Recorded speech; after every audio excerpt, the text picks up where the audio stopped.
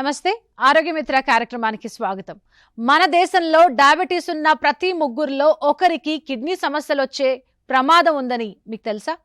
Kidney damage నిశ్శబ్దంగా జరుగుతుంది. లక్షణాలు కనిపించే సమయానికి చాలా ఆలస్యం అయిపోతుంది.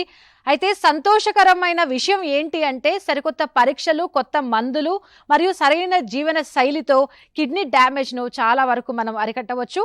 మొదటి స్టేజ్లో అయితే దాన్ని రివర్స్ కూడా చేయవచ్చు. ఇలాంటి విషయాలపై సమగ్ర సమాచారాన్ని మనకు అందించడానికి మనతో ఉన్నారు సీనియర్ నెఫ్రాలజిస్ట్ డాక్టర్ శ్రీకాంత్ గారు. డాక్టర్ గారితో మాట్లాడదాం. హలో అండి, వెల్కమ్ టు టీసాట్. నమస్తే. కిడ్నీ సమస్యలు ప్రతి ముగ్గురులో ఒకరికి అంటే మరి డయాబెటీస్తో బాధపడే వాళ్ళలో చాలా ఎక్కువగా వస్తాయంటే ఎందువలన? డయాబెటీస్లో వచ్చే కిడ్నీ సమస్యలు ముఖ్యంగా మైక్రోవాస్కులర్ కాంప్లికేషన్స్ అంటే సన్న రక్తనాళాల డ్యామేజ్ వల్ల జరుగుతుంది. డయాబెటీస్ ఉన్న వాళ్ళల్లో ప్రతి ముగ్గురులో అంటే 1/3 సంవేర్ అరౌండ్ 30% ఆఫ్ ది పీపుల్లో కిడ్నీ సమస్య వచ్చే అవకాశం ఉంది. ఈ కిడ్నీ సమస్య అనగానే వెంటనే వారు కంప్లీట్ కిడ్నీ డ్యామేజ్ అని వెంటనే డయాలసిస్ అని అనుకోవాల్సిన అవసరం లేదు. చాలామందిలో ఇనీషియల్ స్టేజెస్లో మైనర్ ప్రాబ్లమ్స్తో మొదలవుతుంది. వాళ్ళను కూడా ఈ కిడ్నీ సమస్య కేటగిరీలోకే ఇంక్లూడ్ చేస్తాము. సో అటువంటి వారికి ఎర్లీ స్టేజెస్లో ఇప్పుడు మనం మాట్లాడుకోబోయే రకరకాల కొత్త మెడిసిన్స్ ద్వారా ట్రీట్మెంట్ తీసుకొని జబ్బుని కంట్రోల్ చేసుకొని లాంగ్ హెల్దీ లైఫ్ ఇచ్చే అవకాశం ఉంటుంది.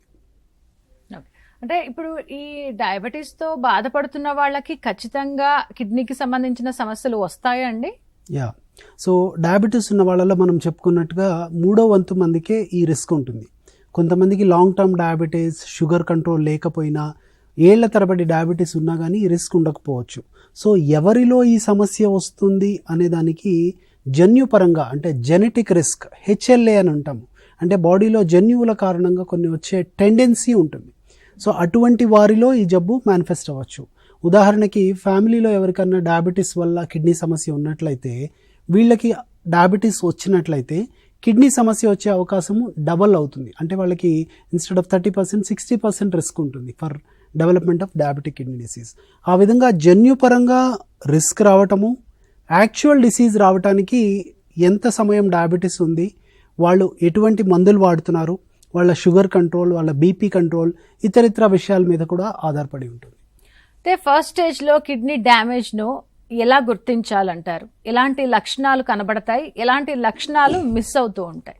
ఓకే, సో ఇది చాలా ముఖ్యమైన ప్రశ్న. ఎందుకంటే కిడ్నీ సమస్య అనేది అర్లియస్ట్ స్టేజెస్లో డయాగ్నోస్ చేయటం అనేది క్లినికల్గా సాధ్యపడదు. అంటే పేషెంట్కి లక్షణాలు వచ్చేటప్పటికీ ఆల్రెడీ వాళ్ళ జబ్బు తగినంత ప్రోగ్రెషన్ జరిగి ఉంటుంది. బట్ గమనించవలసిన క్లినికల్ విషయాలు ఏంటనేది చెప్తాను. కాళ్ళ వాపులు రావటం, ముఖ్యంగా సన్నగా వాపులు, మడిమల దగ్గర వాపు కనపడటము, అలాంటి వాపులు రావటము, లేదా యూరిన్లో నురగ అంటే బురగ అంటారు, బబుల్స్ లాగా కనపడటం. బబుల్స్ అంటే మైనర్ బబుల్స్ కనపడటం కాదు, ఫ్రాత్ కనపడి మనం ఫ్లష్ చేసిన తర్వాత కూడా యూరిన్ అలాగే బబుల్స్ కనపడుతూ ఉండటం కానీ, లేదా యూరిన్ రాత్రిపూట పలుమార్లు వెళ్లాల్సి రావటం. అంటే రాత్రిపూట నార్మల్గా మనం పడుకున్న తర్వాత మార్నింగ్ వరకు యూరిన్ వేయాల్సిన అవసరం ఉండదు ఎక్కువ మందిలో. అలా కాకుండా రాత్రి మల్టిపుల్ టైమ్స్ యూరిన్ వెళ్లాల్సి వస్తుంటే అది కూడా కిడ్నీ జబ్బుని ఇండికేట్ చేయొచ్చు. ఈ 3 మనము ముఖ్యమైన clinical signs which indicate a kidney డిసీజ్గా చెప్పవచ్చు. ఇవి కాకుండా పరీక్షల ద్వారా మనము అర్లీగా కిడ్నీ డయాగ్నోసిస్ చేసుకోవచ్చు.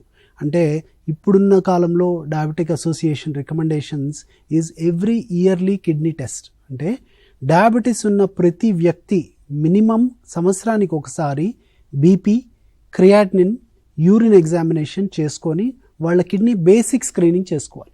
దీనివల్ల అర్లీగా మనకి కిడ్నీ సమస్యను పసిగట్టే అవకాశం ఉంది.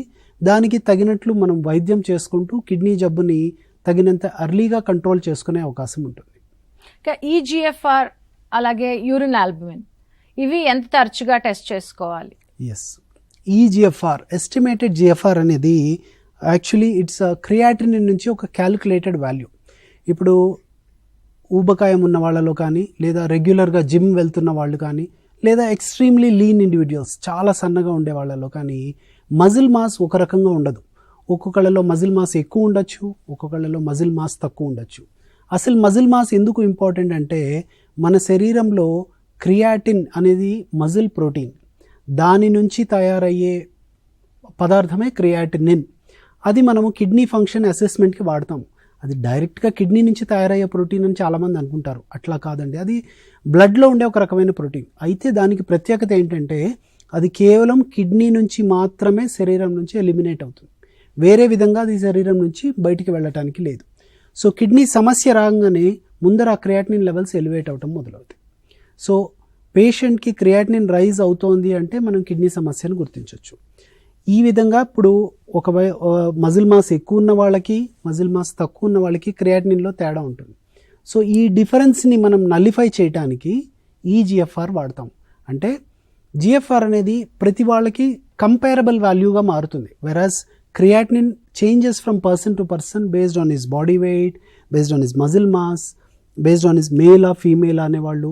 కొన్నిసార్లు the race of the individual, మనము ఇప్పుడు ఆఫ్రికన్ ఇండివిజువల్స్ తీసుకుంటే వాళ్ళకి మజిల్ మాస్ ఎక్కువ ఉంటుంది.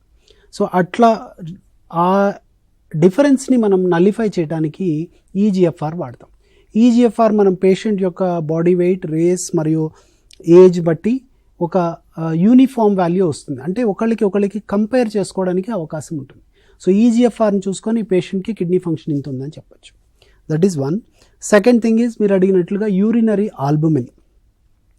యూరినరీ ఆల్బుమిన్ అనేది పాత రోజుల్లో మైక్రో ఆల్బుమిన్ యూరియా అనే పదం యూజ్ చేసేవాళ్ళు. ఇప్పుడు మోడరేట్లీ ఇంక్రీజ్డ్ ఆల్బుమిన్ యూరియా అనే పదం యూజ్ చేస్తారు. నార్మల్గా శరీరం నుంచి less than 30 milligrams of albumin per day 24 hours వెళ్ళాలి. అంతకంటే ఎక్కువ ఆల్బుమిన్ కనుక ఎక్స్క్రీట్ అవుతున్నట్టయితే అది కిడ్నీలో ఉన్న ఫిల్టర్స్లో ఉండే డిఫెక్ట్గా చెప్పవచ్చు. సో యూరిన్ ఆల్బుమిన్ పెరగటము, moderately increased albumin urea or eGFR పడిపోవటం అనేది in simple terms early signs of kidney disease. అంటే కిడ్నీ సమస్య మొదలవంగానే ఎర్లీగా పికప్ చేయగలవని చెప్పొచ్చు. ఈ టెస్ట్లు again yearly once for normal people. Already kidney జబ్బు మీకు డయాగ్నోజ్ ఉన్నట్లయితే, విత్ ప్రోటీన్యూరియా ఉన్నట్లయితే మినిమం వన్స్ ఇన్ 3 months ఈ టెస్ట్లు చేసుకొని దాని ప్రకారము మెడిసిన్ మాడిఫై చేసుకుంటూ దాని ప్రకారము ట్రీట్మెంట్ ప్లాన్ చేసుకున్నట్లయితే లాంగ్ టర్మ్ మనం డిసీజ్ని కంట్రోల్లో ఉంచుకోగలిగే పాసిబిలిటీ ఉంటుంది. అంటే షుగర్ వ్యాధితో బాధపడే వాళ్ళు ఏమంటారంటే, ఇప్పుడు అందులో కూడా టైప్స్ ఉన్నాయి కదా, టైప్ 1, టైప్ 2 అని చెప్పేసి అందులో ఉంటాయి. కాబట్టి అవి ఎర్లీ ఏజ్లో కొంతమందిలో కూడా ఇబ్బంది పడుతున్న వాళ్ళు కూడా ఉన్నారు. కాబట్టి మరి ఏ టైప్ 1 ఉన్నా టైప్ 2 ఉన్నా కూడా ఈ కిడ్నీ సమస్యలు రావచ్చా? లేదు పర్టికులర్గా ఈ డిసీజ్తో ఉన్న వాళ్ళకే, ఇలాంటి డయాబెటిక్ పేషెంట్స్కే కిడ్నీ సమస్యలు ఎక్కువగా వస్తాయి, ఇలాంటిది ఏమైనా ఉంటుందా? Yeah, type 1 diabetes, type 2 diabetes and maturity onset diabetes, ఈ 3 కామన్ డయాబెటీస్గా చెప్పచ్చు. టైప్ 1 డయాబెటీస్ అంటే వాళ్ళల్లో కంప్లీట్ ఇన్సులిన్ డెఫిషియన్సీ ఉంటుంది ఆర్ సిగ్నిఫికెంట్ ఇన్సులిన్ డెఫిషియన్సీ ఉంటుంది. ఇది ఆటో ఇమ్యూన్ కండిషన్. వాళ్ళల్లో ఏమవుతుందంటే బాడీలో ఉన్న కొన్ని యాంటీబాడీస్ శరీరంలో ఉన్న ప్యాంక్రియాస్ని డిస్ట్రాయ్ చేస్తాయి. సో ఇన్సులిన్ లెవెల్స్ తగ్గిపోతాయి, దానివల్ల బ్లడ్ షుగర్స్ పెరుగుతాయి. టైప్ 2 డయాబెటీస్ అనేది అలా కాదు, అది insulin levels normal or actually high ఉంటాయి. మరి ఇన్సులిన్ ఎందుకు పనిచేయదు అంటే ఆ ఇన్సులిన్ రిసెప్టార్స్కి రెసిస్టెన్స్ వస్తుంది. బికాజ్ ఈ రిసెప్టార్స్ అనేవి ఈ ఇన్సులిన్ యాక్ట్ చేసే దగ్గర ఉంటుంది. ఒబేసిటీ ఉన్న వాళ్ళు, ఊబకాయం కానీ లేదా కొన్ని మెటబాలిక్ సిండ్రోమ్ అంటాము, ఈ లిపిడ్ అబ్నార్మాలిటీస్, ఇవన్నీ ఉన్న వాళ్ళలో ఈజీగా ఈ ఇన్సులిన్ పని చేయలేదు. సో దానివల్ల వాళ్ళకి type 2 diabetes. Maturity onset diabetes అనేది కొంచెం ఫెమిలియల్ డయాబెటీస్, అది ఫ్యామిలీలో రన్ అయ్యే డిసీజ్ లాగా చెప్పవచ్చు. ఈ 3 సమస్యలు ఉన్న వాళ్ళకు కూడా అల్టిమేట్లీ కిడ్నీ డిసీజ్ వచ్చే అవకాశం ఉంటుంది. అయితే టైప్ 1 డయాబెటీస్లో ఒక ప్రిడిక్టబుల్ కోర్స్ ఉంటుంది. అంటే వాళ్ళకి డయాబెటీస్ మొదలయ్యాక 15-20 ఏళ్ల వరకు కూడా మనకి కిడ్నీ సమస్య కనపడకపోవచ్చు. యూజువల్గా వాళ్ళకి సిగ్నిఫికెంట్ కిడ్నీ డిసీజ్ వచ్చి డయాబెటీస్ నుంచి డయాలసిస్కి వెళ్ళే స్టేజ్ రావడానికి 20-25 సంవత్సరాలు టైం పడుతుంది. అలా కాకుండా టైప్ 2 డయాబెటీస్లో అయితే సైలెంట్గా కిడ్నీ డిసీజ్ జరుగుతూనే ఉంటుంది. సో వాళ్ళకి డయాబెటీస్ డయాగ్నోస్ అయిన టైంలోనే కిడ్నీ డయాగ్నోసిస్ రావచ్చు, లేదా with in a short period of టైమే వాళ్ళకి కిడ్నీ డిసీజ్ డయాగ్నోస్ అయ్యే అవకాశం ఉంటుంది. సో ఒక విధంగా టైప్ 2 డయాబెటీస్లో ఈ జబ్బు సైలెంట్గా ప్రోగ్రెస్ అవుతుంది. సో వాళ్ళల్లో డయాగ్నోస్ చేయటము, ట్రీట్మెంట్ చేయటం అనేది లేట్గా జరిగే అవకాశం ఉంటుంది. అంటే కిడ్నీ సమస్యలు అనేవి ఒక సైలెంట్ కిల్లర్ అని చెప్పేసి మనం అంటున్నాం కదా, ఎలాంటి లక్షణం కూడా కనిపించదు అంటారా? క్లినికల్గా మనం ఇందాక మాట్లాడుకున్నట్టు క్లినికల్గా కనపడే లక్షణాలు అనేవి మనకి బయట పడేటప్పటికే జబ్బు చాలా ప్రోగ్రెస్ అయిపోయి ఉంటుంది. బట్ అర్లీ సైన్స్ మీరు గమనించుకోవాల్సింది యూరిన్లో నురగ రావటము, తరచూ యూరిన్కి వెళ్లాల్సి రావటము, కాళ్ళ వాపులు కనపడటము అనేవి 3 ముఖ్యమైనవి.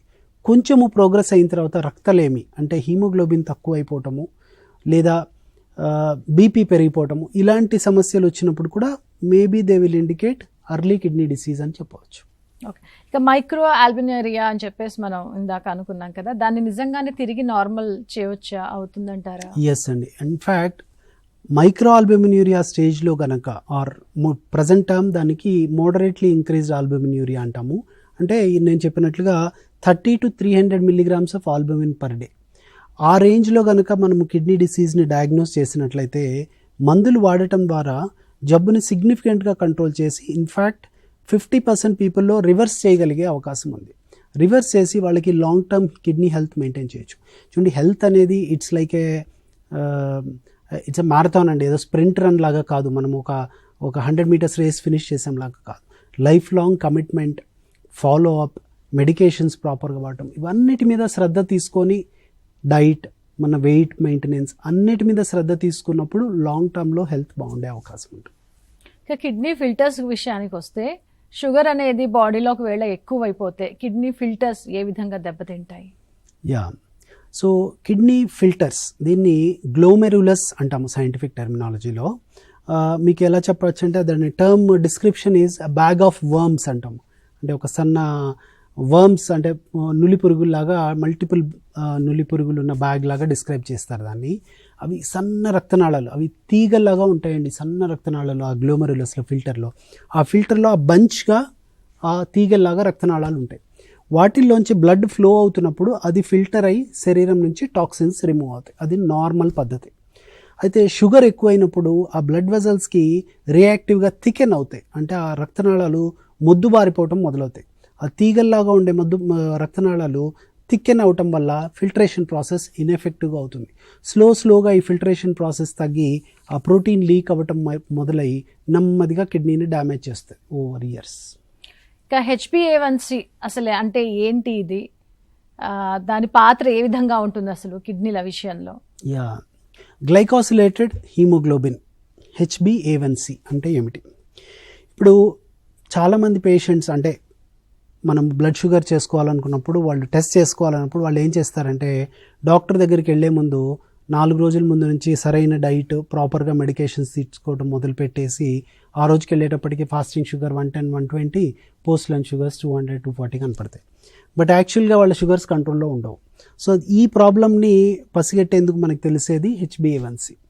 HbA1c ఏంటంటే శరీరంలో ఉండే ఒక హీమోగ్లోబిన్ గ్లైకోసిలేట్ అవుతుంది. అంటే బ్లడ్లో గ్లూకోజ్ ఎక్కువ ఉంటే దాని మీద డిపాజిట్ అవుతుంది ఆ హీమోగ్లోబిన్. ఈ పర్సంటేజ్ కనుక అంటే 100 హీమోగ్లోబిన్స్లో 7 molecules కనుక గ్లైకోసిలేట్ అయినాయి అంటే blood sugar control is reasonable అని చెప్పొచ్చు. 7%గా డిస్క్రైబ్ చేస్తాం దాన్ని HbA1c. వాళ్ళకి లాంగ్ టర్మ్గా బ్లడ్ షుగర్స్ ఎక్కువ ఉన్నాయనుకోండి, ఈ గ్లైకోసిలేషన్ అంటే ఈ glucose deposition on the haemoglobin molecules ఎక్కువ ఉంటుంది. సో వాళ్ళు 4 రోజుల ముందు నుంచి డైట్ చేసినంత మాత్రాన ఆ బ్లడ్ షుగర్ లెవెల్స్ కంట్రోల్, ఆ HbA1c కంట్రోల్లోకి రాదు. సో నాకు fasting blood sugars post lunch బాగానే ఉన్నాయి సార్, కానీ HbA1c మాత్రమే ఎక్కువ కనపడుతుందని చెప్తున్నారంటే వాళ్ళ ప్రయర్ షుగర్ కంట్రోల్ సరిగ్గా ఉండకపోవచ్చు, లేదా వాళ్ళు మానిటర్ చేసే sugars only fasting post lunch కంట్రోల్లో ఉండొచ్చు, ప్రీ డిన్నర్ వాల్యూస్ కానీ లేట్ ఈవినింగ్ వాల్యూస్ కానీ ఇవి కంట్రోల్లో ఉండకపోవచ్చు. సో ఈ ఎర్రర్స్ అన్నిటినీ ఈజీగా ఐడెంటిఫై చేస్తుంది. HbA1c వాల్యూ టార్గెట్ నార్మల్ ఇండివిజువల్స్లో లెస్ దెన్ 7 కంటే తక్కువ ఉండేటట్లు మనం HbA1cని మెయింటైన్ చేసుకున్నట్లయితే బ్లడ్ షుగర్ కంట్రోల్ అప్రోప్రియేట్ అని చెప్పచ్చు. వాళ్ళకి లాంగ్ టర్మ్లో కిడ్నీ సమస్యలు కానీ అదర్ ఎథెరోస్క్లెరోటిక్ ప్రాబ్లమ్స్ అంటే గుండెకి సంబంధించిన రక్తనాళాలు బ్లాక్ అవటం కానీ, లేకపోతే స్ట్రోక్ రిస్క్ కానీ, పెరిఫెరల్ వాస్కులర్ డిసీజ్ అంటే కాళ్ళలో రక్తనాళాలు బ్లాక్ అవటం కానీ, ఇవన్నీ జరిగే రిస్క్ సిగ్నిఫికెంట్గా తగ్గుతుంది. ఫ్యామిలీ హిస్టరీ ఉన్నప్పుడు వీళ్ళల్లో వచ్చే పర్సెంట్ ఇంకా ఎక్కువగా ఉంటుంది డయాబెటిక్ పేషెంట్స్లో అని ఇందాక మీరు అన్నారు. 30% నార్మల్గా ఉంటే ఇంకా వీళ్ళలో డబుల్ ద ఛాన్స్ ఉంటుంది. మరి వాళ్ళు ముందుగానే తెలుసుకుని సేఫ్ జోన్లో ఉండాలి అని అంటే ఎప్పటి నుంచి వీళ్ళు డాక్టర్ ఉండాలి, ఎప్పటి నుంచి టెస్ట్లు అనేవి మొదలు పెట్టుకోవాలి?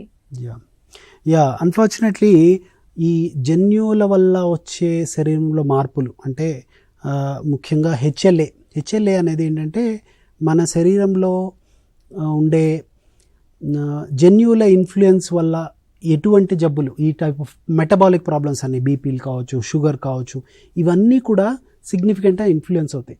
మనము మన మిగతా విషయాలు మార్చుకోవచ్చు కానీ జన్యువుని చేంజ్ చేసుకునే అవకాశం లేదు. బట్ ఫార్చునేట్లీ కొత్త కాన్సెప్ట్ ఈజ్ ఎపిజెనెటిక్స్. ఎపిజెనెటిక్స్ అంటే జన్యువుల్ని ఇన్ఫ్లుయెన్స్ చేసే అదర్ ఫ్యాక్టర్స్. అంటే ఇప్పుడు జెనెటిక్ టెండెన్సీ, వాళ్ళకి డయాబెటీస్ ఉందనుకోండి, మదర్ ఫాదర్ ఇద్దరు 40 years 30 yearsకే డయాబెటీస్ వచ్చేసింది. వాళ్ళ పిల్లల్లో 20-25 years నుంచి వాళ్ళు తగిన జాగ్రత్తలు తీసుకోవడం, అంటే వాళ్ళ బాడీ వెయిట్ మెయింటైన్ చేయడం, regular exercise, low salt diet తీసుకోవటము, healthy habits like regular sleep patterns కానీ, ఫిజికల్ యాక్టివిటీ కానీ, వాటర్ ఇంటేక్, ఈ హెల్దీ హ్యాబిట్స్ అన్నీ మెయింటైన్ చేసినట్లయితే ఏ జీన్స్ అయితే వాళ్ళ పేరెంట్స్లో సిగ్నిఫికెంట్గా ప్రాబ్లమ్స్ కాజ్ చేసాయో అవి సప్రెస్ అవుతాయి. This is a recent concept about epigenetics అనమాట. సో ఈ జీన్స్ సప్రెస్ అవ్వటం వల్ల వాళ్ళకి ఆ మేనిఫెస్టేషన్స్ డిలే అవుతాయి. అన్ఫార్చునేట్లీ ఇందాక మనం మాట్లాడుకున్నట్టు ఈ రిస్క్ని జీరో చేయలేము, బికాజ్ మనము ఎంత జాగ్రత్తలు తీసుకున్నా జన్యువులో ఉన్నది చేంజ్ చేయడం అనేది సాధ్యం కాదు. బట్ ఆ రిస్క్ని మనం సిగ్నిఫికెంట్గా రెడ్యూస్ చేసుకోవచ్చు. So lifestyle changes are very crucial, starting as early as 20 to 25 years. అప్పటి వరకు మనము హెల్దీ లైఫ్ మెయింటైన్ చేయడం ఈజీయే, because your body's hormones will be with you. But ఆ 25-30 years టచ్ అవుతున్నప్పుడు your hormones may not cooperate with you. So ఆ టైంలో వాళ్ళు ఫిజికల్ యాక్టివిటీ కానీ లేకపోతే డైటరీ హ్యాబిట్స్లో కానీ చేంజెస్ చేసుకోకపోతే అది it leads to long term problems. అంటే వాళ్ళ జీన్స్లో కిడ్నీకి సంబంధించిన సమస్యలు వస్తాయని మరి వాళ్ళకి తెలిసినప్పుడు ఆ జీన్కి సంబంధించి వాళ్ళకి వస్తుందో లేదో తెలుసుకోవాలంటే అలాంటి టెస్ట్లు ఏమైనా ఉన్నాయా? ఇప్పుడున్న టెక్నాలజీలో అలా స్పెసిఫిక్గా ఒక జీన్కి సంబంధించిన టెస్ట్స్ అనేవి పాసిబిలిటీ లేదు. బట్ కొన్ని రకాల ఫెమిలియల్ డిసీజెస్కి ఉన్నాయి. ఎస్, లైక్ ఇప్పుడు ఏడీపీకేడి ఉంది. ఏడీపీకేడి అనేది సిస్టిక్ కిడ్నీ డిసీజ్. అటువంటి వారికి వాళ్ళ ఫ్యామిలీలో జెనెటిక్ స్క్రీనింగ్ చేసుకోవచ్చు. డయాబెటీస్కి it's a polygenic disease. Polygenic disease అంటే మనకి ఇప్పుడు మనం మాట్లాడుకున్న ఈ సిస్టిక్ కిడ్నీ డిసీజెస్ అనేవి సింగిల్ జీన్, అంటే ఒక జన్యువులో అబ్నార్మాలిటీ వల్ల మేనిఫెస్ట్ అయ్యేవి. అవి మనం జెనెటిక్ టెస్టింగ్తో ఈజీగా ఐడెంటిఫై చేయొచ్చు.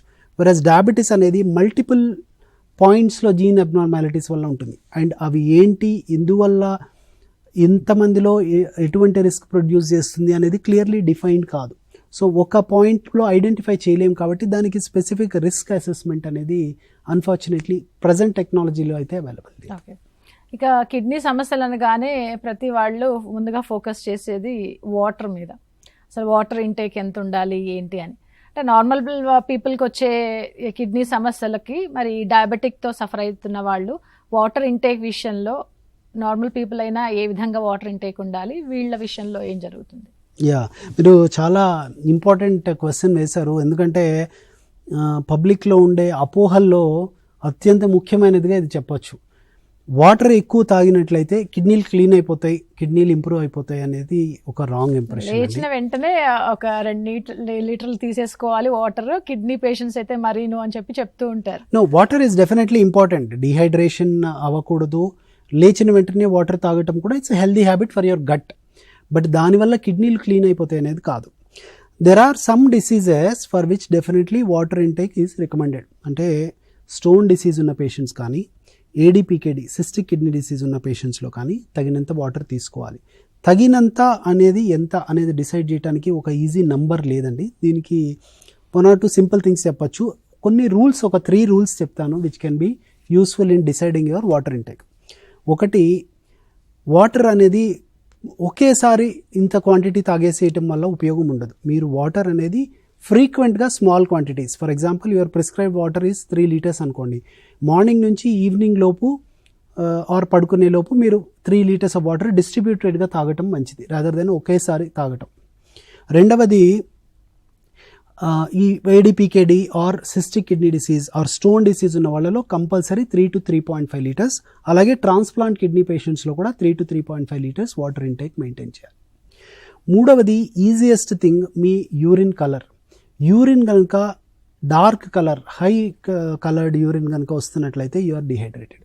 యూరిన్ స్ట్రా కలర్ అంటాము, అంటే పసుపు పచ్చ లేదా లైట్ పసుపు పచ్చ కలరు లేదా వాటర్ లాగా కనపడేట్లయితే యు ఆర్ అడిక్వేట్లీ హైడ్రేటెడ్. మీ టార్గెట్ అది ఉండాలి. ఎందుకంటే ఇప్పుడు కోనసీమ ప్రాంతంలో, వేడిగా ఉండే ప్రాంతంలో, స్వెటింగ్ ఎక్కువ ఉండే ప్రాంతంలో ఫార్మర్స్కి అలాగే ఏసీ రూమ్లో కూర్చొని పొద్దున్న నుంచి సాయంత్రం దాకా వర్క్ చేసే సాఫ్ట్వేర్ ఇంజనీర్కి ఒకే ప్రిస్క్రిప్షన్ ఇవ్వడం అనేది సాధ్యం కాదు. వాటర్ ఇంటేక్ అనేది మీ body is the best indicator of your demand. మీ వైపు నుంచి మీరు చేయగలిగేది distributed water intake and urine colour high colour కాకుండా చూసుకోవడం. అవి రెండు ఫర్ ఎ నార్మల్ పర్సన్. మీరు చెప్పినట్లుగా కొన్ని జబ్బుల్లో మినిమం ప్రిస్క్రైబ్డ్ వాటర్ ఉంటుంది, లైక్ స్టోన్ డిసీజ్ పేషెంట్స్ కావచ్చు, పాలిసిస్టిక్ కిడ్నీ డిసీజ్ కావచ్చు, ట్రాన్స్ప్లాంట్ కావచ్చు. ఇంకా ప్లాంట్ డైట్ కానీ లేదంటే మీరు ఇందాక చెప్పిన సాల్ట్ కాస్త తక్కువగా ఉన్న డైట్ తీసుకోవడం కానీ ఇవన్నీ ఎట్లా రక్షిస్తాయి కిడ్నీస్ని? యా, సో సాల్ట్ అనేది it forms the major load on the kidney అండి. సాల్ట్ అగైన్ ఇందాక మనం మాట్లాడుకున్నట్టు ఆ తీగల్లాగా ఉండే ఫిల్టర్స్లో సోడియం ఫిల్టరేషన్ కనుక ఎక్కువ అయినట్లయితే కిడ్నీకి it's a stress on the kidney leading to damage of the kidneys. రెండవది మీరు అడిగింది sodium plant based proteins. Yeah, so animal proteins ఏవైతే ఉన్నాయో వాటిల్లో ఉండే ప్రోటీన్స్ నుంచి తయారయ్యే urea load or nitrogenous load అనేది ఇట్ కాజెస్ హైపర్ ఫిల్టరేషన్, అంటే కిడ్నీ ఫిల్టర్స్ మీద ఓవర్ బర్డన్ అవుతుంది. అలా కాకుండా వెజిటేరియన్ ప్రోటీన్స్ అంటే we're not talking about milk అండి, we're talking about plant proteins, అంటే దాల్ కానీ చెనా కానీ సోయా ప్రోటీన్స్ కానీ ఇటువంటి ప్లాంట్ బేస్డ్ ప్రోటీన్స్ అయితే they are suppose to cause less stress on the kidney filters. దానివల్ల కిడ్నీ ఫంక్షన్ లాంగ్ టర్మ్లో సేవ్ అవుతుంది. అగైన్ ఇంకొక సమస్య ఇక్కడ ప్రోటీన్ గురించి మీరు రెలవెంట్ క్వశ్చన్, చాలామంది కిడ్నీ జబ్బు రాగానే ప్రోటీన్ ఇంటేక్ జీరో చేసేయాలని నమ్ముతారు. That is not at all true. ఇప్పుడు మన శరీరంలో కిడ్నీలు ఒకటే కాదండి, గుండె ఉంది, ఊపిరితిత్తులు ఉన్నాయి, మన మజిల్ మాస్ ఉంది, ఇంటెస్టైన్స్ ఉన్నాయి, అన్నిటికీ న్యూట్రిషన్ అవసరము.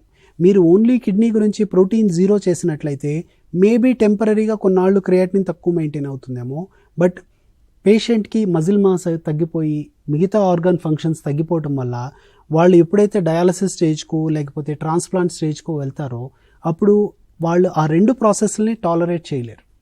సో వాళ్ళ జనరల్ హెల్త్ ప్రిజర్వ్డ్గా ఉంచుకుంటూ తగినంత కిడ్నీ సేఫ్టీని చూసుకోవాలి. అంతేగాని కిడ్నీ సేఫ్టీ కోసం అని మీ శరీరంలో ఉన్న మిగతా ఆర్గాన్స్ అన్నిటినీ కాంప్రమైజ్ చేయటం అనేది అస్సలు సేఫ్ స్ట్రాటజీ కాదు.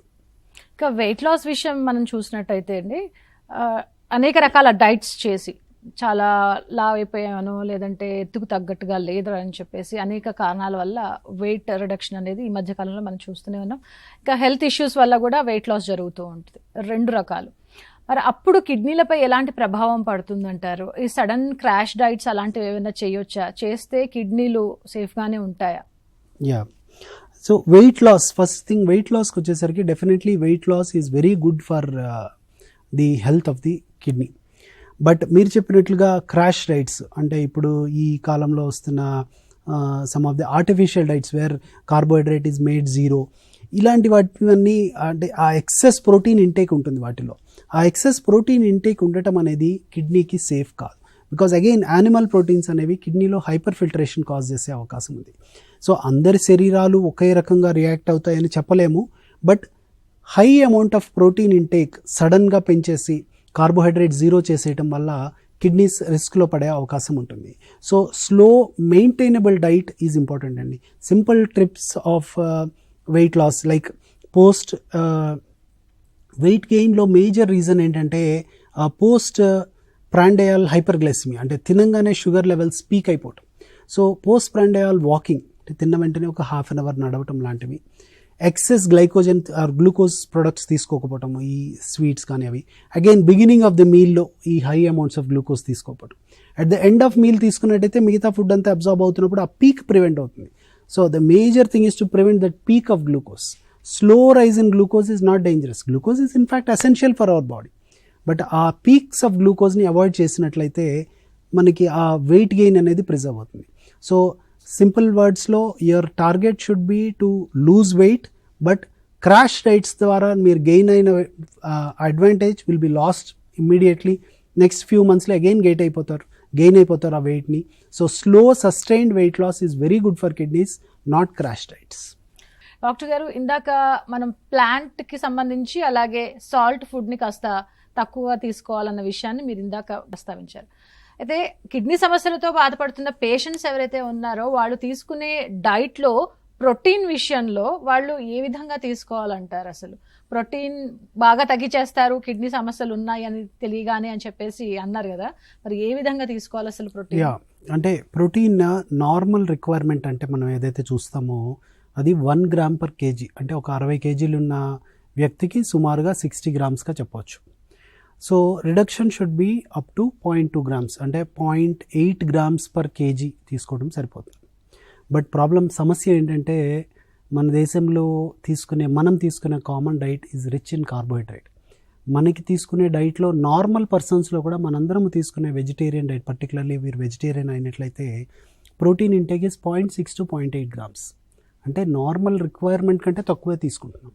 అందుకని పేషెంట్స్తో మాట్లాడినప్పుడు మేము వెజిటేరియన్ ప్రోటీన్స్ని, అంటే దాల్, చెనా, సోయా ప్రోటీన్స్ ఇలాంటివి ఏవి రిస్ట్రిక్ట్ చేయొద్దని చెప్తాము. ఇంక్లూడింగ్ మన పెసరలు, లేకపోతే మినపప్పు, ఇలాంటివన్నీ కూడా they are good sources of protein. అవన్నీ రిక్వైర్డ్ క్వాంటిటీలో కంటిన్యూ చేయటమే మంచిది. ఎస్, యానిమల్ ప్రోటీన్స్ రిస్ట్రిక్ట్ చేయాలి, పర్టిక్యులర్లీ రెడ్ మీట్ లాంటివి, ఆర్గాన్ మీట్స్, కొంతమంది ఆ లివర్ అని కిడ్నీ అని తినేవాళ్ళు, అవన్నీ కూడా రిస్ట్రిక్ట్ చేయాల్సి ఉంటుంది kidney patients. But vegetarian proteins adequate క్వాంటిటీలో తీసుకోవచ్చు. ఎర్లీ స్టేజెస్ ఆఫ్ కిడ్నీ డిసీజ్లో even small amounts of fish, eggs, మళ్ళీ చికెన్ లాంటివి కూడా తీసుకునే అవకాశం అలో చేస్తాం. ఇంకా బీపీ పేషెంట్ల గురించి కూడా మనం మాట్లాడుకుంటే, బీపీ పేషెంట్లు కూడా ఎక్కువగానే ఉన్నారు మన దేశంలో. అయితే వాళ్ళలో బీపీ కంట్రోల్లో లేకపోతే మరి కిడ్నీ డ్యామేజ్ అనేది ఎంత త్వరగా జరుగుతుంది? డయాబెటీస్, ఇప్పుడు మనం ఉన్న డయాలసిస్ పేషెంట్స్ కానీ, కిడ్నీ సమస్యలు ఉన్న పేషెంట్స్ కానీ 50% హైపర్ టెన్షన్కి అట్రిబ్యూట్ చేస్తే సుమారుగా ఒక 30-40% మనం హైపర్ టెన్షన్కి అట్రిబ్యూట్ చేయొచ్చు. అంటే రెండవ most common cause of kidney disease is hyper tension. అలాగే ఏ రీజన్ వల్ల కిడ్నీ డిసీజ్ వచ్చినా, అది డయాబెటీస్ కావచ్చు, పాలిసిస్టిక్ కిడ్నీ డిసీజెస్ కావచ్చు, లేదా గ్లోమెరులర్ డిసీజెస్ కావచ్చు, అవన్నీ కూడా బీపీ వల్ల పెరిగే అవకాశం, యాక్సెంట్యుయేట్ అయ్యే అవకాశం ఉంటుంది. సో అందుకని బీపీ కంట్రోల్ చేసుకోనట్లయితే వాళ్ళలో కిడ్నీ సమస్య కొత్తగా రావటమే కాదు, ఉన్న సమస్య వేగంగా పెరిగి డ్యామేజ్ అయ్యే అవకాశం ఉంటుంది. ఇంకా మందుల విషయానికి వస్తే డాక్టర్ గారు, ఏసీఈ, ఏఆర్బి ఈ మందులు ఎందుకని కిడ్నీని సేఫ్గా ఉంచుతాయని భావిస్తారు? So these can be considered, అంటే ఇప్పుడు 4 pillars ఆఫ్ మేనేజ్మెంట్ అని కొత్త concepts of diabetic kidney disease manage చేయడం. అంటే దాదాపుగా ఒక 25 సంవత్సరాల పాటు treatment pillar was only ACE inhibitors, ARBs, మీరు చెప్పిన E2 గ్రూప్ ఆఫ్ డ్రగ్స్. మనం ఇందాక మాట్లాడుకున్నట్టు డయాబెటీస్లో ఉన్న ముఖ్యమైన ప్రాబ్లం హైపర్ ఫిల్టరేషన్. అంటే కిడ్నీకి సంబంధించిన ఫిల్టర్స్ ఓవర్గా ఫిల్టర్ చేయటం వల్ల స్ట్రెస్ అవుట్ అయిపోయి మెంబ్రెయిన్స్ థికెన్ అయిపోయి కిడ్నీ డ్యామేజ్ జరుగుతుంది. సో ఈ సమస్యకి ఏస్ ఇన్హిబిటర్స్ అనేవి చాలా చాలా ఇంపార్టెంట్ మెడికేషన్స్. ఏస్ ఇన్హిబిటర్స్ అనేవి ఆ కిడ్నీ ఫిల్టర్స్లో ఉండే ప్రెషర్ని తగ్గించే మెడిసిన్స్. అలా ప్రెషర్ తగ్గటం వల్ల, అంటే వాసో డైలటేషన్ అంటాం, అంటే కిడ్నీకి నుంచి బయటికి వెళ్ళే బ్లడ్కి సంబంధించిన రక్తనాళాలని డైలేట్ చేయటం వల్ల అవి ఆ కిడ్నీ ఫిల్టర్స్లో ఉన్న ప్రెషర్ని సిగ్నిఫికెంట్గా రెడ్యూస్ చేస్తాయి. అది తగ్గటం వల్ల ఈ హైపర్ ఫిల్టరేషన్ తగ్గుతుంది. దానివల్ల కిడ్నీ సమస్య కంట్రోల్ అవుతుంది. ఇది దాదాపు 1993లో ఫస్ట్ టైం దీనికి సంబంధించిన ఎవిడెన్స్ వచ్చినప్పటి నుంచి ఫస్ట్ ఆల్మోస్ట్ 20 to 25 years పాటు, అంటే till 2016-17 they were the sole drugs which were helpful in management of diabetic kidney disease. అంటే అది తప్ప మనము డిసీజ్ ప్రివెన్షన్ని లేదా డిసీజ్ ప్రోగ్రెషన్ తగ్గించడానికి వేరే మెడిసిన్సే లేవు. బట్ ఎవ్రీథింగ్ చేంజ్ ఆఫ్టర్ 2015-17 నుంచి కొత్త డ్రగ్స్, ఒక 3 or 4 types of newer drugs వచ్చినాయి. బట్ సింపుల్ వర్డ్స్లో ఆ కిడ్నీ ఫిల్టర్స్లో ఉన్న ప్రెషర్ని తగ్గించి కిడ్నీ ఫిల్టర్స్ని సేఫ్ గార్డ్ చేయడానికి ఏస్ ఇన్హిబిటర్స్ మరియు ఏఆర్బీస్, అంటే మీకు ఎనలాప్రిల్ అని, రామెప్రిల్ అని, లేదా టెల్మిసాట్ అని, టెల్మా అని, సాటల్ అని, ఈ టైప్ ఆఫ్ డ్రగ్స్ అన్నీ కూడా కిడ్నీ ఫిల్టర్స్లో ప్రెషర్ తగ్గించి కిడ్నీని సేఫ్ గార్డ్ చేస్తాయి. ఇంకా SGLT2 ఇన్హిబిటర్స్, ఈ మెడికల్ టర్మినాలజీలో మరి మీరే చెప్పాలి, అసలు ఏంటి ఇది, వాటి రోల్ ఏంటి, ఈ కిడ్నీ డ్యామేజ్ విషయంలో అవి ఏం చేస్తాయి అసలు? అంటే I'm so happy we're able to discuss this. Common పబ్లిక్కి చాలా హెల్త్ గురించి అవగాహన, మనం మాట్లాడుకున్నట్లు హెల్త్ గురించి చాలా అవగాహన పెరుగుతుంది. చాలామంది they want to take control of their health. అలాంటి వాళ్ళకి ఇలాంటి ప్రోగ్రామ్స్ కానీ, లేకపోతే ఇంటర్నెట్లో సోర్సెస్ ఆఫ్ ఇన్ఫర్మేషన్ కానీ is very high. So I'm sure public will understand these new medicines as we're discussing. So SGLT2 inhibitors అనేవి మనం చెప్పినట్లు టిల్ 2015 ఆల్మోస్ట్ 25 years పాటు there was nothing that was changing. అంటే నేను చదువుకున్నప్పుడు కూడా there was only one drug which was very important. But ఆ 2015 తర్వాత చేంజ్ అయింది. క్రిడెన్స్ ట్రయల్ అనే దాంట్లో వచ్చిన ఈ SGLT2 ఇన్హిబిటార్స్ కెనాగ్లిఫ్లోజిన్ అనే డ్రగ్తో మొదలైంది. ఇవి కిడ్నీలో ఉన్న గ్లూకోజ్ ఫిల్టర్ అయిన గ్లూకోజ్ని సోడియం గ్లూకోజ్ కో ట్రాన్స్పోర్ట్ ఇన్హిబిటర్స్ అనమాట. అవి కిడ్నీలో ఉన్న ఫిల్టర్ అయిన గ్లూకోజ్ని యూరిన్లో పంపించే విధంగా ఉపయోగపడతాయి. అంటే నార్మల్గా ఫిల్టర్ అయిన గ్లూకోజ్ని కిడ్నీ రీఅబ్జార్బ్ చేసేసుకుంటుంది. ఆ ప్రాసెస్ని ఇవి అరికడతాయి. దీని ద్వారా అది డిస్టల్గా గ్లూకోజ్ వెళ్ళినప్పుడు, అంటే రీఅబ్జార్బ్ అవ్వకుండా యూరిన్ ట్యూబ్లో అది డిస్టల్గా వెళ్ళినప్పుడు కొన్ని రకాల ఛానల్స్ని యాక్టివేట్ చేయడం వల్ల అగైన్ కిడ్నీ ఫిల్టర్లో ఉన్న ప్రెషర్ని అవి తగ్గిస్తాయి. సో ఈ గ్లూకోజ్ సోడియంతో పాటు డిస్టల్గా వెళ్ళిపోయినప్పుడు కిడ్నీ ఫిల్టర్స్లో ప్రెషర్ని తగ్గిస్తాయి. అది రివర్స్ ఫీడ్బ్యాక్ ఉంటుంది ఆ ట్యూబ్యూల్స్ నుంచి కిడ్నీ ఫిల్టర్స్కి. దాని ద్వారా కిడ్నీ ఫిల్టర్లో ప్రెషర్ తగ్గిపోవటం వల్ల అగైన్ కిడ్నీ సేఫ్టీ ఇంప్రూవ్ అవుతుంది. సో ఇది యాడ్ ఆన్ డ్రగ్. అంటే మనము ఏస్ ఇన్హిబిటర్స్ అనేవి ఒక 30% రిస్క్ తగ్గించినట్లయితే SGLT2 ఇన్హిబిటర్స్ ఇంకొక 20 to 30% ఈ కిడ్నీ డ్యామేజ్ అయ్యే రిస్క్ని తగ్గిస్తాయి. అంటే ఈ మెడిసిన్స్ మ్యాజికల్గా మొత్తం డిసీజ్ని ఆపేస్తాయని కాదు, but they were the first add on drugs after nearly 2 to 3 decades. అదే నిజంగానే మ్యాజిక్ చేస్తాయా అంటే సిగ్నిఫికెంట్గా ఎస్, 30% ఇంప్రూవ్మెంట్ ఇన్ రిస్క్. అంటే చూడండి, అది ఎవ్రీథింగ్ పేషెంట్ కమిట్మెంట్ని బట్టి, పేషెంట్ లైఫ్ స్టైల్ చేంజెస్ ఒక ఫ్యాక్టర్ కాదండి. ఇది ఒకటి వాడాము దీంతో సెట్ అయిపోయింది అనేలాగా కాదు. Patient life style changes, patient dietary commitment, follow up, medications. ఆ మెడికేషన్స్కి సైడ్ ఎఫెక్ట్స్ ఉంటాయి. ఏ మెడిసిన్ సైడ్ ఎఫెక్ట్ లేకుండా ఉండదు. సో ఆ సైడ్ ఎఫెక్ట్స్ని కూడా యాడిక్వేట్గా ప్రివెంట్ చేసుకోవటము, మేనేజ్ చేసుకోవడం, ఇవన్నీ కూడా చేసుకున్నట్లయితే yes, they are very useful drugs. ఇక GLP-1 మందులు అనేవి కిడ్నీని ఆరోగ్యంగా ఉంచడానికి ఎలా సహాయపడతాయి అంటారు? యా, GLP-1 అనలాగ్స్ ఇవి కూడా చాలా రీసెంట్ జనరేషన్కి చాలా అబ్యూస్ డ్రగ్స్ కూడా అయిపోయినాయి. మీరు వినుంటారు, చాలామంది ఫిలిం స్టార్స్ లేకపోతే వేరే సెలబ్రిటీస్ సడన్గా వెయిట్ లాస్ అవటం, డ్రామాటిక్గా వెయిట్ లాస్ అవటం, ఇవన్నీ they are happening because of these newer meds. ఈ మెడికేషన్స్ రిలేటివ్లీ సేఫర్ డ్రగ్స్గా చెప్పవచ్చు. అంటే the benefits of these drugs are much higher than the adverse effects. ఎందుకంటే అడ్వర్స్ ఎఫెక్ట్స్ అనేవి మెయిన్గా short term adverse effects, main acidity, vomiting, bloating sensation, ఇలాంటి side effects. But relatively good medications అనే proper medical supervision ఉన్నట్లయితే they are very good medicines for weight loss. వీటికి weight loss కారణంగా చాలా metabolic factors control చేస్తాయి. మీరు అన్నట్లుగా ఇది మ్యాజిక్ డ్రగ్గా డిస్క్రైబ్ చేయొచ్చు. ఎందుకంటే ఇవి కేవలం వెయిట్ లాస్ చేయటమే కాదు, దీనికి benefits on the central nervous system, benefits on the heart, benefits on the kidney, everywhere multiple ఆర్గాన్స్ని బెనిఫిట్ చేస్తాయి. బాడీలో ఇన్ఫ్లమేషన్ జనరల్గా తగ్గించడం, ఒబేసిటీ తగ్గించడం, డయాబెటీస్ తగ్గించడము, హైపర్ టెన్షన్ తగ్గించడము, కిడ్నీ ప్రొటెక్షన్, అన్నిటిలో వీటికి రోల్ ఉంటుంది. But in a supervised condition. మీరు సూపర్విజన్ లేకుండా ఇంజెక్షన్స్, అబ్యూస్ డ్రగ్స్ లాగా యూజ్ చేసినట్లయితే, వెయిట్ లాస్ కోసం యూజ్ చేసినట్లయితే you will be in trouble. Otherwise in a controlled environment these are very very useful drugs. అయితే ఈ మెడికేషన్స్లో ఇంకొక ముఖ్యమైన విషయం అర్థం చేసుకోవాల్సింది ఏంటంటే, usually these are long term medications. అంటే ఒబేసిటీని మనం ఏదో షార్ట్ టర్మ్ 3 నెలలు ట్రీట్ చేసేసాము, తర్వాత మందులు అవసరం లేదు లాగా కాదండి. ఒబేసిటీ అనేది ఇట్స్ అ డిసీజ్. మీకు షుగర్ ఎలాగో, బీపీ ఎలాగో, ఒబేసిటీ అనేది కూడా ఒక జబ్బు. దాన్ని ట్రీట్మెంట్ చేసుకోవాల్సిన అవసరం ఉంది. సమ్ టైమ్స్ లాంగ్ టర్మ్, అంటే ఇయర్స్ టుగెదర్ కూడా ట్రీట్మెంట్కి రెడీ అయి ఉండాలి. షార్ట్ టర్మ్లో ట్రీట్మెంట్ తీసేసుకోవడం, ఇందాక మీరు క్రాష్ డైట్స్ గురించి మాట్లాడారు, ఇవి అలాగే ఉంటాయి. క్రాష్ డైట్స్ లాగా మనం షార్ట్ టర్మ్ డైట్ చేసేసాము, అయిపోయింది, ట్రీట్మెంట్కి ఫర్దర్ మెడికేషన్స్ అవసరం లేదంటే కాదు. మెడికేషన్స్ తీసుకుంటూ లాంగ్ టర్మ్లో with proper supervision people can get a lot of advantage. Again, these drugs have shown to significantly reduce the kidney disease risk andi. అయితే కిడ్నీ డ్యామేజ్ అయ్యే క్రమంలో వాటిని సేఫ్ జోన్లో ఉంచాలి, హెల్దీగా ఉండాలి కిడ్నీలో అని మనం తీసుకునే మెడిసిన్స్ ఏవైతే ఉంటాయో వాటి వల్ల వచ్చే సైడ్ ఎఫెక్ట్స్ ఏముంటాయి, ఏమైనా కాంప్లికేషన్స్ ఉంటాయా? మనము 3 pillars ఆఫ్ మెడిసిన్స్ని ఇందాక డిస్కస్ చేసాము. SGLT2 ఇన్హిబిటర్స్ అని, ఏస్ ఇన్హిబిటర్స్, ARBs అని, మూడోది ఈ GLP-1 అనలాగ్స్ అని.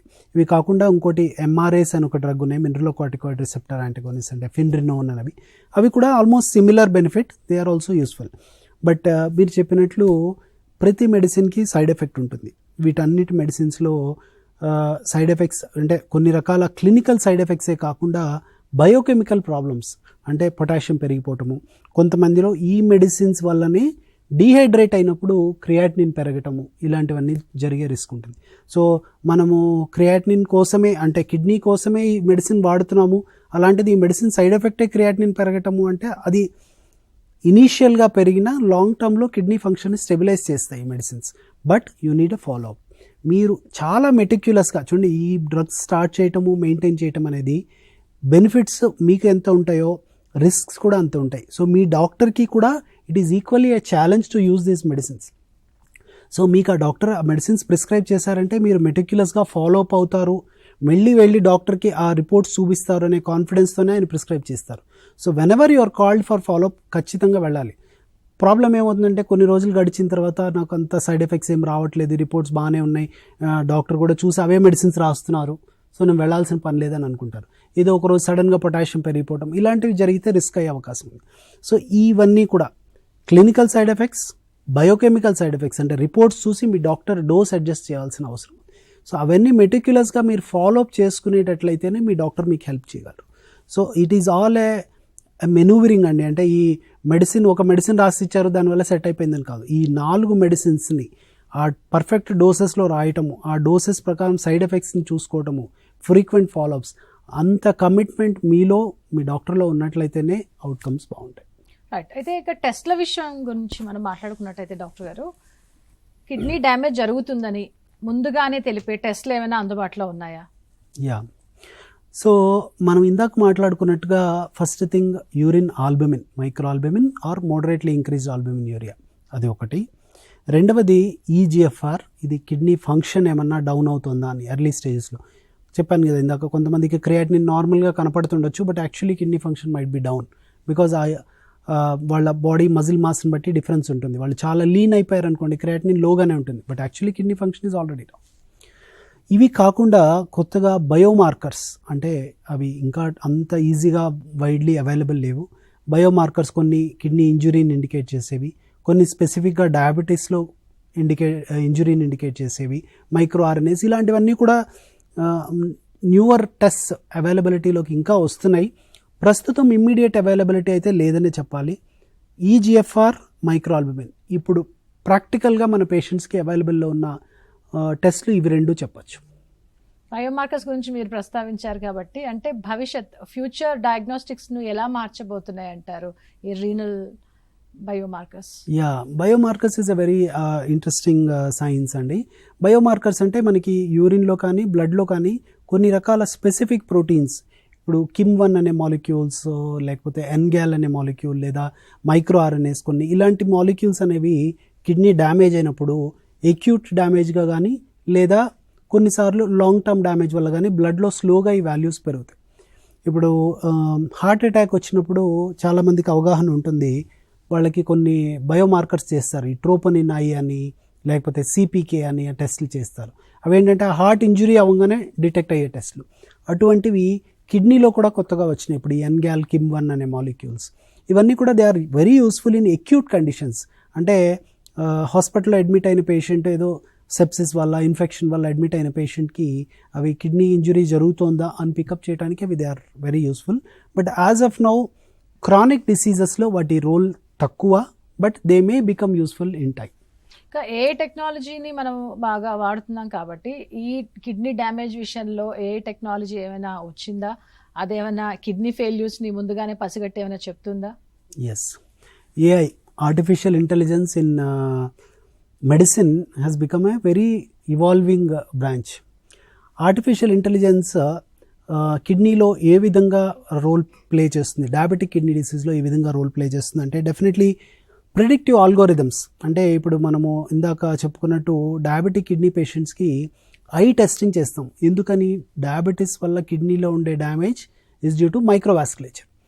ఐలో మైక్రోవాస్కులేచర్ ఎలా ఉంది అనేది టెస్ట్ చేయడం. సో ఈ ఎర్లీ డయాబెటిక్ రెటినోపతిని క్లినికల్గా పికప్ అవ్వకపోవచ్చు.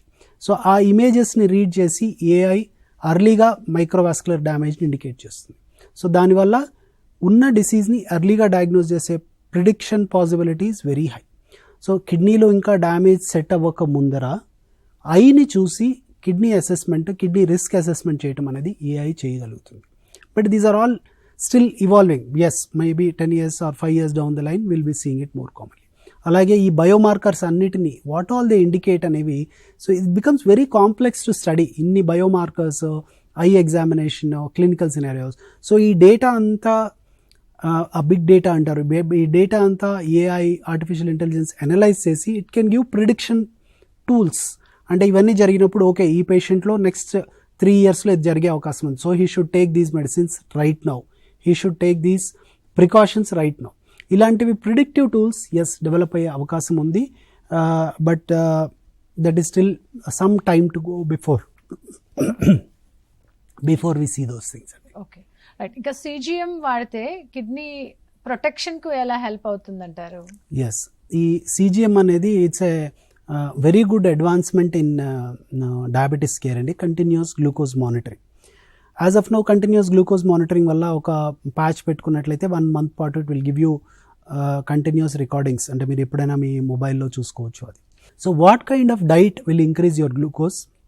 అందరిలో సేమ్ థింగ్ ఉండకపోవచ్చు. Some people believe that rice వల్ల ఎక్కువ పెరుగుతుందని. ఇన్ఫ్యాక్ట్ వాళ్ళకి రైస్ వల్ల కాదు, ఇంకొక ఫుడ్ వల్ల ఎక్కువ పెరగచ్చు. ఇట్లాంటివి ఐడెంటిఫై చేయడం, ఈ ప్యాటర్న్స్ ఐడెంటిఫై చేయడం సిజిఎంతో పాసిబుల్. సెకండ్ థింగ్, సిజిఎంతో పాటు మనకి ఇన్సులిన్ పంప్ ఉన్నట్లయితే, పంప్ డివైసెస్ పెట్టుకుంటున్నారు చాలామంది. పెట్టుకున్నట్లయితే షుగర్ చూసుకొని ఎంత ఇన్సులిన్ డెలివర్ చేయాలని చేసుకోవడం చాలా ఈజీ అవుతుంది. So overall glucose management becomes very very strict and almost ఒక న్యాచురల్, మన ప్యాంక్రియాస్ నార్మలీ ఫంక్షనింగ్ ఉంటే ఎలా ఉంటుందో అలా చేసుకునే అవకాశం ఉంటుంది by combining CGM with insulin pump. ఇవి వాడటం ద్వారా మనం again will reduce the load on the kidney, will reduce the hyper filtration and kidney safety is improved in the long run. అలాగే కిడ్నీ డిసీజ్ సెట్ ఇన్ అయిన వాళ్ళలో risk of hypoglycaemia, వాళ్ళకి sugar fluctuations చాలా ఎక్కువ ఉంటాయి. కామన్గా మనం డయాలసిస్లో సడన్గా షుగర్ ఫాల్ అయిపోవటము, లేదా షుగర్ అన్యూజువలీ పెరిగిపోవటము, ఈ ఫ్లక్చుయేషన్స్ ఎక్కువ ఉంటాయి. ఆల్మోస్ట్ వాళ్ళు టైప్ 1 డయాబెటీస్ లాగా బిహేవ్ చేయడం మొదలు పెడతారు. అలాంటి వాళ్ళల్లో సిజిఎం పెట్టుకున్నట్లయితే insulin doses and management becomes very easy. అయితే డాక్టర్ గారు, డయాబెటిక్ పేషెంట్స్ ఎప్పుడు ఒక నెఫ్రాలజిస్ట్ దగ్గరికి వెళ్ళాలంటారు అసలు? యూజువల్గా మీ ఫిజిషియన్ కనుక every year basic kidney screening చేసుకున్నట్లయితే ఇవేమి అబ్నార్మాలిటీస్ లేనప్పుడు, మైక్రోఆల్బుమిన్యూరియా కానీ, బీపీ కంట్రోల్ అబ్నార్మాలిటీస్ కానీ, లేదా creatinine rise are eGFR fall లేనట్లయితే you don't have to meet your nephrologist.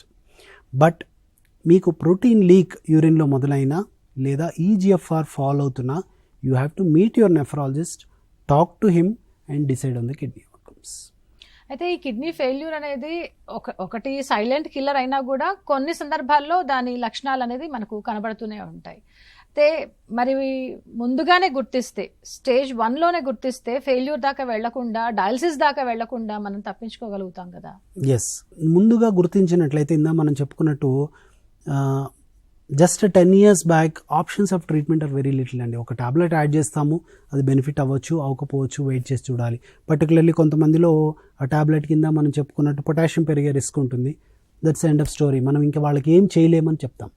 But ఇప్పుడున్న అడ్వాన్స్మెంట్స్, న్యూయర్ మెడిసిన్స్తో వేరే మెడిసిన్స్ కూడా మనం యాడ్ చేసుకొని ఆ కిడ్నీని లాంగ్ టర్మ్ మెయింటైన్ చేసుకునే అవకాశం ఉంది.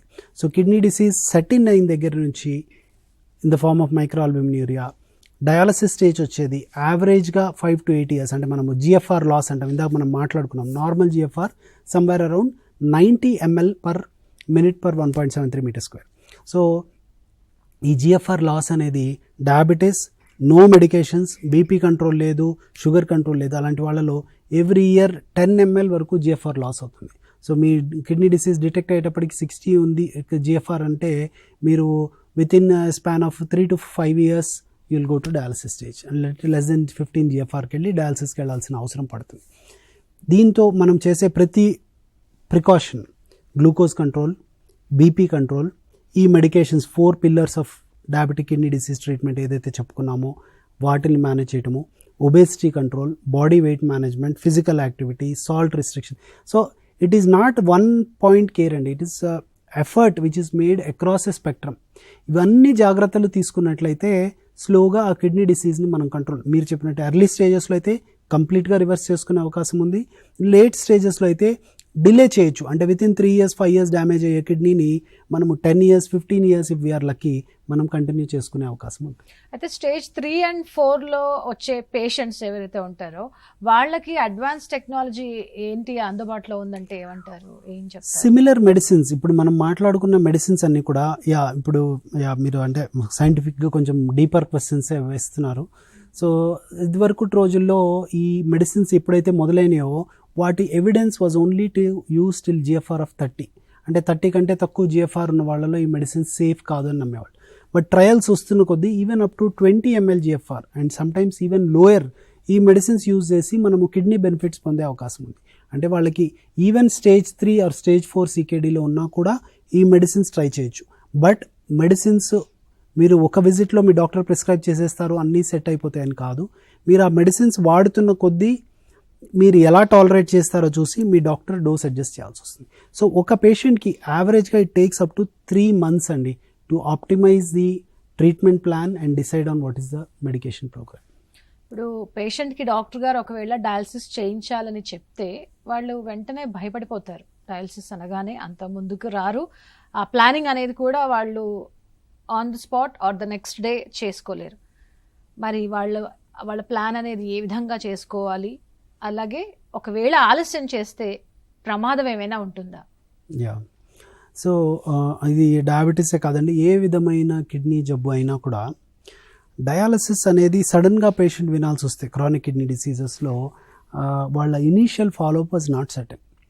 వాళ్ళు ప్రాపర్ మెడికల్ ఫాలోఅప్ ఉన్నట్లయితే వాళ్ళకి స్లోగా డిటీరియేటింగ్ కిడ్నీ ఫంక్షన్కి పేషెంట్ని ఎక్స్ప్లెయిన్ చేసి స్లోగా కన్విన్స్ చేస్తాం. మా యూనిట్లో మోస్ట్ పేషెంట్స్కి once GFR falls below stage 4 అంటే GFR 30 కంటే బిలో అయితే మనం ఫిస్టులా గురించి అంటే లాంగ్ టర్మ్ డయాలసిస్కి చేతిలో యాక్సెస్ చేసుకుంటాం, దాని గురించి కౌన్సిల్ చేయటము, వాళ్ళకి వ్యాక్సినేట్ చేసి పెట్టడము. So this is all preparation for the long term plan అండి. ఈ ప్రిపరేషన్ అంతా చేసి పెట్టుకొని వాళ్ళు ఆల్రెడీ ట్యూన్ అయి ఉంటారు, ఓకే సమ్ డే నేను డయాలసిస్కి వెళ్ళాల్సి వస్తుంది, దానికి I'm getting vaccinated, I'm getting a fistula done, I'm preparing for dialysis అన్న వాళ్ళ మైండ్ సెట్ ఉన్నట్లయితే they safely transform to dialysis. ఇందాక మనం అది కూడా మాట్లాడుకున్నాం న్యూట్రిషన్ గురించి. ప్రాపర్ న్యూట్రిషన్ మెయింటైన్ చేసుకోవటము, healthy heart, healthy lungs, healthy muscle mass ఉన్న వాళ్ళు డయాలసిస్కి వెళ్తే దే టాలరేట్ వెల్. అలాగే ఈ కిడ్నీ డిసీజ్ నుంచి ప్రొటెక్షన్ అనే దానికోసం కంప్లీట్గా ప్రోటీన్స్ మానేసి సివియర్ మాల్ న్యూట్రిషన్లో ఎక్స్ట్రీమ్లీ వీక్ అయిపోయి కార్డియాక్ డిసీజ్ ఉన్న వాళ్ళు డయాలసిస్కి వెళ్తే they may not tolerate the dialysis very well. So initial స్టేజెస్లోనే ప్రిపేర్డ్గా డయాలసిస్ వెళ్ళటము అనేది చాలా ఇంపార్టెంట్.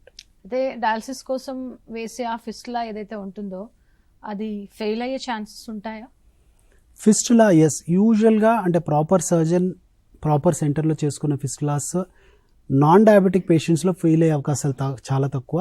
బట్ డయాబెటిక్ పేషెంట్స్లో వాళ్ళకి ఎథెరోస్క్లెరోటిక్ రిస్క్ అంటే ఈ వెజల్స్ బ్లాక్ అవ్వటము, వెజల్స్ సరిగ్గా లేకపోవటం వల్ల ఆర్టరీ నుంచి వచ్చే సప్లై అనేది పూర్గా ఉండి బ్లడ్ సప్లై తక్కువ ఉండటం వల్ల ఫెయిల్ అయ్యే అవకాశం ఉంటుంది.